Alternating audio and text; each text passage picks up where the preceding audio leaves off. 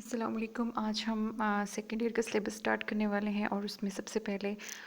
Good by mister chips کو لیتے ہیں. دیٹ از اے ناول اور یہ لکھا ہے جیمس ہلٹن نے. تو ناول اسٹارٹ کرنے سے پہلے اس میں جو جتنی ڈیٹس ہیں اور جتنے امپورٹنٹ کیریکٹرز ہیں ان کے بارے میں ڈسکس کر لیتے ہیں. تو سب سے پہلے تو چپس جو ہے اس کا ریئل نیم کیا تھا، اس کی ڈیٹ آف برتھ کیا تھی، اس نے بروک فیلڈ جو انسٹیٹیوٹ تھا اس کو جوائن کب کیا تھا، اور پھر اس کی شادی کب ہوئی تھی، اس کی وائف کا نام کیا تھا، اس کی ڈیتھ کب ہوئی تھی، اس نے ریٹائرمنٹ کب لی تھی. یہ چیزوں کو ہم ڈسکس کریں گے. پھر اس کے بعد امپورٹنٹ کیریکٹرز جو ہیں اس میں ان کو ون بائی ون، اور پھر اس کے بعد چیپٹر وائز بھی چیزوں کو ڈسکس کر لیں گے. تو سب سے پہلے چپس جو ہے وہ 1848 میں پیدا ہوا اور اس نے 1869 میں میلبری اسکول جو تھا اس کو جوائن کیا. تو سب سے پہلا جو اسکول اس نے یا سب سے پہلا انسٹیٹیوٹ ایز اے ٹیچر جو اس نے جوائن کیا تھا وہ تھا میلبری، اور اس نے یہ جوائن کیا تھا 1869 میں. اس کے بعد اس نے وہاں پہ صرف 1 سال کام کیا اور 1870 میں وہ بروک فیلڈ میں آ گیا. اور 1896 میں جب اس کی عمر 48 ایئرس کا تھا تب وہ کیتھرین کو ملا اور وہاں پہ پھر ان کی شادی ہوئی. لیکن شادی کے 2 سال بعد یعنی کہ 1 اپریل 1898 میں کیتھرین جو ہے وہ اپنے نیو بورن بیبی کے ساتھ اس کی ڈیتھ ہو گئی، اور یہ چپس کے لیے ایک بہت بڑا صدمہ تھا. 1908 میں جب یہ 60 سال کا تھا تو جو ہیڈ ماسٹر تھے مسٹر رالسٹن اس نے اس سے ریٹائرڈ ہونے کو کہا. جب یہ 60 سال کا تھا تو مسٹر رالسٹن جو کہ ہیڈ آف بروک فیلڈ تھا اس نے اس کو ریٹائرڈ ہونے کا کہا، لیکن اس نے ریٹائر ہونے سے انکار کر دیا اور دونوں میں کافی جھگڑا ہوا. اور لیکن اس جھگڑے میں کسی نے بھی رالسٹن کا ساتھ نہیں تھا دیا، سب نے مسٹر چپس کا ساتھ دیا تھا. اور بالآخر 1911 میں رالسٹن نے بروک فیلڈ کو چھوڑ دیا اور وہ کہیں اور کسی دوسرے انسٹیٹیوٹ میں شفٹ ہو گیا. 1913 میں چپس بیمار پڑ گیا اور اب اس کی عمر جو ہے وہ 65 برس کی ہو چکی تھی. تو اس نے خود ہی یہ محسوس کر لیا کہ وہ اب اپنے فرائض کو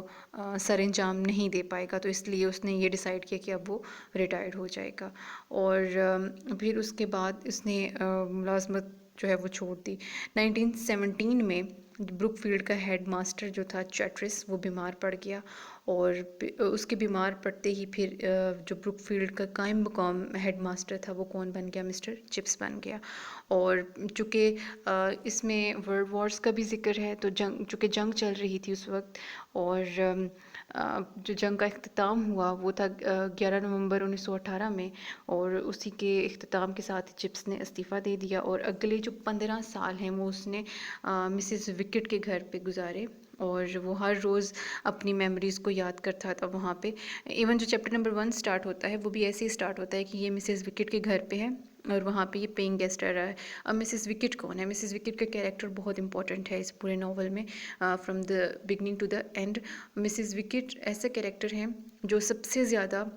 یا لاسٹ پہ بھی وہی ایک کیریکٹر تھا جو مسٹر چپس کے اور کیٹرین کے بارے میں بھی جانتا تھا، ورنہ ادروائز جو نئی جنریشنز آ رہی تھیں یا جو نئے ٹیچرز آ رہے تھے ان میں سے کسی کو یہ نہیں تھا پتہ کہ مسٹر چپس کی کبھی شادی بھی ہوئی تھی. اور ریٹائرمنٹ کے بعد مسز وکٹ کے گھر پہ چپس جو ہے وہ ایز اے پینگ گیسٹ رہ رہا تھا. مسز وکٹ کون تھی؟ مسز وکٹ کا کیا کام تھا؟ مسز وکٹ جو ہیں وہ بروک فیلڈ میں لیلینڈ اسٹور کی وہ انچارج تھی، اور مسز وکٹ کا گھر بروک فیلڈ کے سامنے تھا، اس لیے وہاں پہ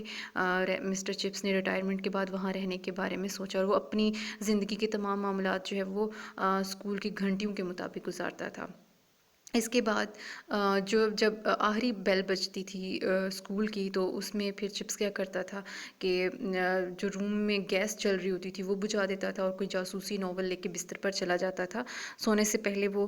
ناول پڑھ کے سوتا تھا. اور اس کے بعد اس کا ڈاکٹر جو ہے وہ میری ویل ہے. میری ویل کا کیریکٹر بھی بہت امپورٹنٹ ہے. میری ویل اس کا ڈاکٹر ہے جو کہ ہر 15 ڈیز کے بعد اس سے ملنے کے لیے آتا ہے، اور وہ اکثر چپس سے کہتا ہے کہ اس کو کوئی مسئلہ نہیں ہے، بس وہ بہت زیادہ تندرست ہے، اور ڈے بائی ڈے وہ اس کو یہی کہتا ہوتا تھا. جب بھی ملنے کے لیے آتا تھا تو یہی کہتا تھا کہ تم پہلے سے بہت بہتر ہو. اور لیکن اس کے ساتھ ہی وہ مسز وکٹ کو ایک سائڈ پہ لے جا کے یہ بھی کہتا ہے کہ اس کی دیکھ بھال تم اور زیادہ کرو. کیونکہ اس کو اور کوئی تکلیف نہیں ہے لیکن صرف بڑھاپا ہے، اور بڑھاپا جو ہے وہ سب سے مہلک مرض ہے. اور پھر اس کے بعد یہ اس طرح سے ہم نے دیکھنا ہے کہ چپس کیسے اپنی پاسٹ میموریز کو یاد کر رہا ہے. ناول سٹارٹ بھی ایسی ہو رہا ہے, یہ کافی بوڑھا ہو چکا ہے اور یہ اپنی پاسٹ میموریز کو یاد کرتا ہے. تو جی پہلا جو اس کا ایئر تھا جب اس نے جوائننگ دی وہ تھا 1848 کا. سوری 1848 میں یہ پیدا ہوا تھا. تو اس نے اور پھر ویدر بھائی کے دور میں اس کو بروک فیلڈ یاد آ گیا, اور 1870 میں وہ ویدر بھائی سے ملا تھا. ویدر بھائی سے جب یہ ملا تھا تو وہ بروک فیلڈ میں تب وہ انچارج تھے, اور پھر اس کے بعد مسٹر ویدر بھائی جو تھے انہوں نے اس کا بہت زیادہ ساتھ دیا, اس کی بہت زیادہ رہنمائی بھی کی تھی. لیکن یہ ہوا تھا کہ پھر وہ بیمار پڑ گئے اور گرمیوں کی تعطیلات کے دوران وہ چل بسا, اور ویدر بھائی نے اسے نصیحت کی تھی کہ تم ایک نوجوان انسان ہو, یہ ادارہ جو ہے یہ بڑا قدیم ہے اور تم نے یہ کرنا ہے کہ اس میں ڈسپلن کو مینٹین رکھنا ہے اور سختی اختیار کرنی ہے, سٹارٹ سے ہی تم نے سخت رہنا ہے. اس کے بعد چپس کو اپنی پہلی کلاس یاد آ جاتی ہے جس میں وہ فرسٹ کولی کو سزا دیتا ہے. اب کولی ایک اسٹوڈنٹ ہے, ٹھیک ہے, اور کلاس جو ہے وہ بہت شرارتی کلاس ہوتی ہے, اور وہاں پہ جب یہ جاتا ہے تو بڑا نروس بھی ہوتا ہے, لیکن اپنی نروسنس کو چھپاتے ہوئے یہ ایسے بیہیو کرتا ہے یا پریٹینڈ کرتا ہے کہ یہ بہت سخت ٹیچر ہے. اور وہاں پہ جا کے پھر وہ اس بچے سے ڈیسک کا لڈ گر جاتا ہے, ڈھکن گرتا ہے, اور اس کو وہ 100 لائنس لکھنے کے لیے دیتا ہے, اور پھر اس کا پہلے نام پوچھتا ہے اور پھر وہ اس کو لائنس لکھنے کے لیے دیتا ہے. تو یہ تھا ہمارا فرسٹ چیپٹر اس کا. سیکنڈ چیپٹر میں ڈسکرپشن ہے بروک فیلڈ انسٹیٹیوٹ کی, کہ سڑک کے پار قدیم درختوں کے پیچھے بروک فیلڈ واقع تھا, اور یہ 18ویں صدی کی عمارتوں میں سے ایک عمارت ہے. اور اس کے علاوہ یہ الزبتھ کے عہد میں قائم ہوا, اور جارج اول کے عہد میں اس کا بنیادی ڈھانچہ جو ہے اس کو دوبارہ سے تعمیر کیا گیا, اور پھر اس کی عمارت جو ہے اس میں اضافہ کیا گیا. یہ دوسرے درجے کا ایک اچھا اسکول تھا, اور اس اسکول نے تاجر, جج, پیشہ ور لوگ اور بہت سے نامور شخصیات کو پیدا کیا تھا. نواب پیدا کیے تھے, جج پیدا کیے تھے, اور اس کے ساتھ ساتھ اس میں اچھی خاصی تعداد میں ذمہ دار اور پادری بھی پیدا کیے تھے. اور پھر اس کے بعد 20 سے 30 سال تک چپس جو ہے وہ ترقی کا خواہاں تھا, لیکن اس کو پھر یہ پتہ چل گیا, اس کی خواہش یہ تھی کہ اس کو بھی ترقی ملے اور وہ بھی کبھی ہیڈ بنے, لیکن پھر اس کو یہ پتہ چل گیا کہ وہ ایک معمولی سا انسان ہے, معمولی سے ذہن کا حامل انسان ہے, اس لیے, اور اس کی سند بھی کوئی خاص نہیں ہے. وہ کیمبرج یونیورسٹی سے بیسیکلی گریجویٹ تھا, لیکن پھر اس کو پتہ چل گیا کہ اس کی بہتر جگہ یہیں پہ ہے, بروک فیلڈ میں ہے. اور 40 سال کی عمر میں ویسے بھی اس کا دل بروک فیلڈ میں لگ گیا تھا, اور وہ بڑا خوش تھا اس کے ساتھ اپنے آپ کو اٹیچ کر کے. اور 50 سال کی عمر میں وہ اسٹاف کا سب سے مقدم رکن بھی تھا, اور 60 سال کی عمر میں جب وہ 60 سال کا ہوا تو بروک فیلڈ کا کرتا دھرتا بھی تھا, اور بہت سے اسٹوڈنٹس اس کو پرانے ملنے بھی آتے تھے, اور وہ ان کی مہمان نوازی بھی کرتا تھا, اور اس کو عدالت عالیہ سمجھا جاتا تھا بہت سے معاملات میں. 1913 میں جب وہ 65 کا ہوا تو وہ ریٹائرڈ ہو گیا. تو دوسرے چیپٹر میں یہ ڈسکرپشن ہے. چیپٹر نمبر 3 جو ہے اس میں یہ ہے کہ مسز وکٹ نے اس کو جو گھر ہے وہ کرائے پہ دیا ہوتا ہے. گھر چھوٹا سا کمرہ کرائے پہ دیا ہوتا ہے, چھوٹا سا کمرہ ہوتا ہے, لیکن وہ بڑا پرسکون ہوتا ہے. آگے اس کمرے کی ڈسکرپشن ہے کہ وہاں پہ جاسوسی ناولس رکھے ہوئے ہوتے ہیں, اس طرح سے پرانی کلاسیکل کتابیں رکھی ہوتی ہیں, اور چپس کے کمرے میں تاکچوں پر چند کتابیں موجود ہوتی ہیں, اور نچلے خانے میں جو ہے وہ جاسوسی ناول رکھے ہوئے ہوتے ہیں. اس کے علاوہ وہ مطالعہ کرتا ہے, اور وہاں پہ جو پرانی یادیں ہیں ان کو یاد کر کے وہ بڑا لطف اندوز ہوتا ہے. اور اب جب اس کی ڈسکرپشن جو اس کو ڈسکرائب کیا گیا ہے وہ یہ ہے کہ اب اس کے سفید بال ہیں, تھوڑا سا گنجا بھی ہو چکا ہے, اور وہ کیا ہے, بوڑھا ہے. چیپٹر نمبر 4 جو ہے اس میں اگین اس کو کچھ ماضی کی یاد تازہ ہوتی ہے, وہ ہے 1896 کی. اس کو بہار کا موسم یاد آتا ہے, اور اس وقت اس کی عمر 48 سال کی تھی, یعنی کہ 48 ایئرس کا تھا, اور وہ اپنے ایک دوست کے ساتھ کال رائڈ کے ساتھ کہاں گیا تھا, لیک ڈسٹرکٹ میں گیا تھا. ایک لیک ڈسٹرکٹ ایک جگہ تھی, وہاں پہ یہ گیا تھا اور سیر کے لیے گیا تھا, جہاں پہ اس کو فرسٹ ٹائم ایک لڑکی ملی جو کہ ٹاپ ہل کے اوپر کھڑی ہے, اور وہ اشارہ کر رہی ہے, اور اس نے سمجھا کہ اس کو مدد کی ضرورت ہے. اور جب وہ وہاں اس کی جان بچانے کے لیے جاتا ہے تو اپنے ہی پاؤں میں موچ آ جاتی ہے, اور اس لڑکی کا نام ہوتا ہے کیٹرین, جو کہ 25 سال کی ہوتی ہے. اور اس کی ڈسکرپشن ہے تھوڑی سی کہ اس کی آنکھیں نیلی ہیں اور ریشمی بال ہیں اس کی, اور وہ بڑی ایک بے باک قسم کی خاتون ہے, اور وہ گھروں میں جا جا کر پڑھانے والی ایک خود ساختہ خاتون ہے. اور اس کے علاوہ اس کو ابسن پسند ہے، اور چونکہ وہ ٹائم جو ہے اس ٹائم میں ووٹ کا رائٹ بھی نہیں تھا خواتین کے پاس، تو وہ یہ سمجھتی ہے کہ خواتین جو ہیں ان کو رائٹ ہونا چاہیے ووٹ کا۔ یہ ابھی پکچر بھی ہے سامنے ڈسکرپشن، اس میں جیسے دیکھی جا سکتی ہے کہ ایک لڑکی جو ہے وہ ٹاپ پہ کھڑی ہے اور چپس جو ہے وہ گر گیا ہے، اس کے ٹخنے میں موچ آ گئی ہے، اور ٹوٹلی اپوزٹ لڑکی ہے۔ اور اس کے علاوہ وہ یہ کہتی ہے کہ خواتین کو یونیورسٹیز میں بھی جانا چاہیے، انہیں ووٹ کا بھی رائٹ ہونا چاہیے۔ اس کے علاوہ وہ برنارڈ شاء اور ولیم مارکس جیسے لوگوں کے نظریات کو پسند کرتی ہوتی ہے، اور اس جیسی لڑکی اس نے پہلے کبھی بھی نہیں دیکھی، اور اسے وہ پہلی جھلک میں وہ اتنی پسند بھی نہیں آتی ہے۔ اینی ویز وہ وہاں پہ اس کا ایک ویک تک دھیان رکھتی ہے، اور پھر اس کے بعد یہ ہوتا ہے کہ ان کی شادی ہو جاتی ہے۔ چیپٹر نمبر 5 جو ہے وہاں پہ یہ ہے کہ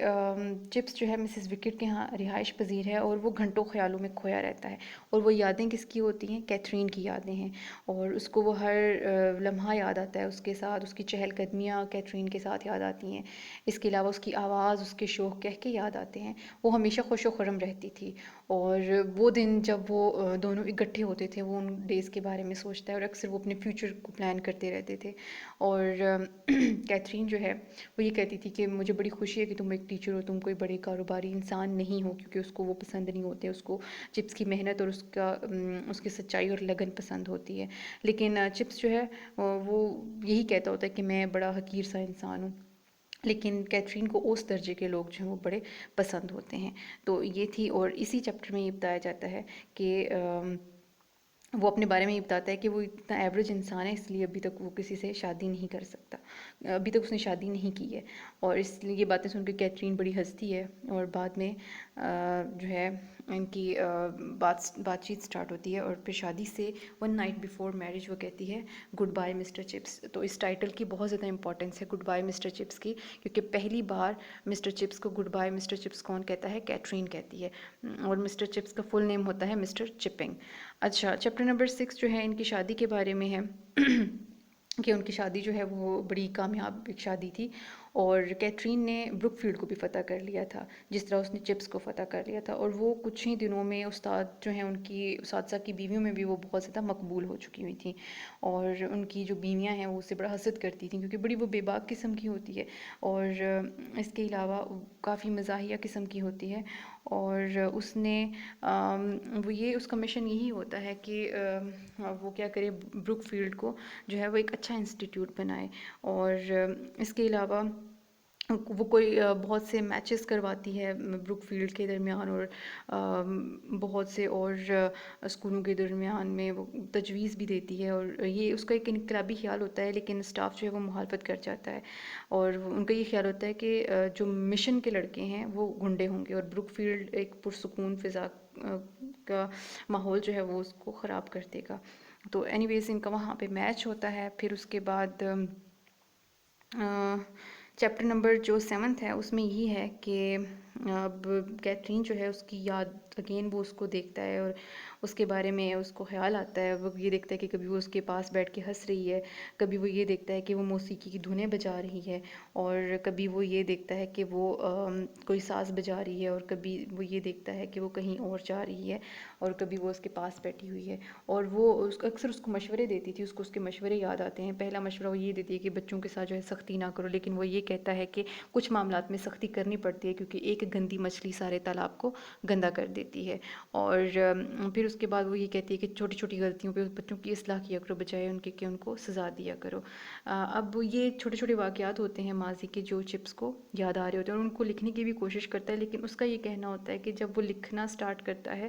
تو یہ جو یادیں ہیں یہ اپنی چاشنی کھو دیتی ہیں، اسی لیے وہ کچھ واقعات جو ہیں وہ لکھتا ہے۔ چیپٹر نمبر 8 ہے جی کیتھرین کی ڈیتھ کا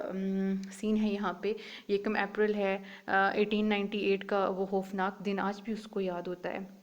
کہ جب اس کی وائف اور اس کا نومولود بچہ مر گئے تھے، اور